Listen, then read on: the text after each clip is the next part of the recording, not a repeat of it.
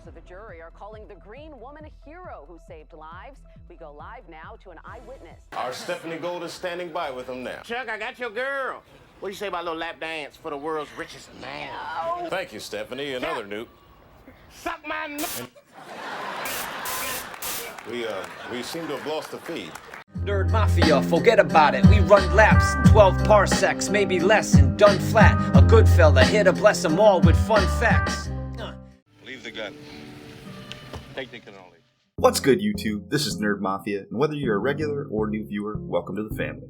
Today we're going to talk about SheHulk episodes 1 and 2, and what this Sakaarian ship carrying Smart Hulk might mean for Bruce Banner's future in the MCU. But first, I need you to become blood brothers with your gamma-radiated cousin so you can Hulk out and slap that like button and have no shame in quickly glossing over your origin story, and subscribe to the channel if you're new, while setting notifications to all, because you can always change them back if you change your mind, because you've got total control over your emotions. Now, let's get into it. Quick recap. Episode 1, we really got a filler episode that served the purpose of filling in all the blanks of how Jennifer Walters is now She-Hulk, and also clued us into some mysteries surrounding Bruce, like how he finally heals his arm after the snap, just stole his cousin's blood. We confirmed the device on his wrist did keep him in human form, and we learned how he got his place in Mexico. Oh, and if you hung around for the post-credit, Hulk isn't the only one who gets the smash, because we now know that Captain America surrendered his V-card back in 43. Good for him. Now, episode 2, we get the fallout of Jen using her powers to stop Titania in the courtroom. She gets her own nickname, loses her job but gains a new, but she's forced to represent Emil Blonsky, aka Abomination, during his parole hearing. But let's talk about the reason most of you clicked on this video. That Sakaarian courier ship, as described by Bruce, and inhabited by him towards the end of episode 2. Many people, myself included, noticed from its first appearance in the trailer that this is basically the same ship used by Thor and company to escape Sakaar back in Ragnarok, named the Commodore. The most predominant theory I've heard leading into this series is people assuming this is directly connected to Hulk's son Sakaar, and his inevitable introduction into the MCU at some point during the series. This of course would help set up the World War Hulk series that is rumored to be coming in the near future to Disney+, in order to avoid complications with Universal Studios due to their ownership of the Hulk IP.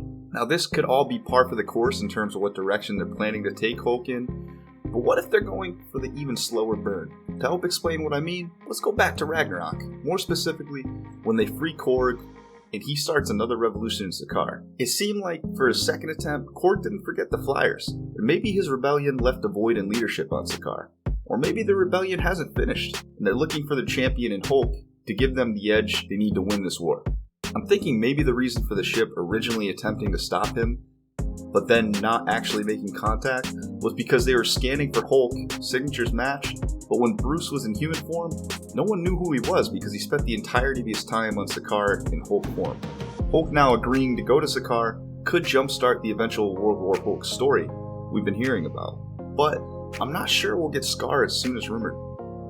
My best guess is that he feels he has some unfinished business left, but is initially reluctant.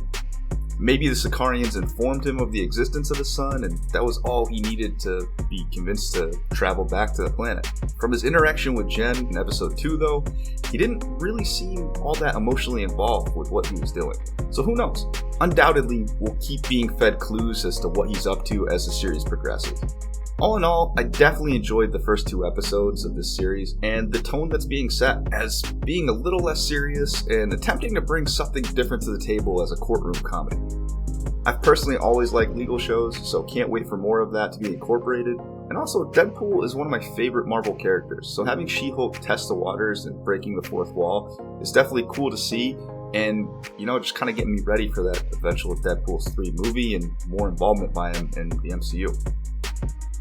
And I'm already getting the vibe that Hulk will be a mainstay throughout this series, which I think is an extra boost. I did pay attention to the reviews, and most who have pre-screened the first 4 episodes agreed that the series picks up in episode 3, or maybe episode 4. Either way, coming into the premiere and subsequent episode, I wasn't sure how slow it might be to pique my interest, so I'll say that I definitely like what I'm seeing already, and I see the potential in the show. I'm excited for the next episode and beyond. We're already getting a bunch of Easter eggs, some of which I really didn't talk about here, but we can get into in future videos. And, I'm excited for the nenext episode and beyond. Anyway, it's been a minute since I uploaded a new video. I've mostly been enjoying the summer and getting the house ready to list and sell, so things have been a little hectic around here. With no new content since the end of Kenobi and Ms. Marvel until now, I've been taking it a little slow. That should change now, and hopefully I'll be getting back into a groove. I definitely have some videos in mind I'll be uploading soon, and for those of you that caught the House of the Dragon watch party we did last week and enjoyed it, we're definitely planning on keeping it going each Sunday night about an hour or so before release, or 8 p.m. Eastern Time. But that's all I have for today. Thanks for tuning into this video. Until next time, I'm out.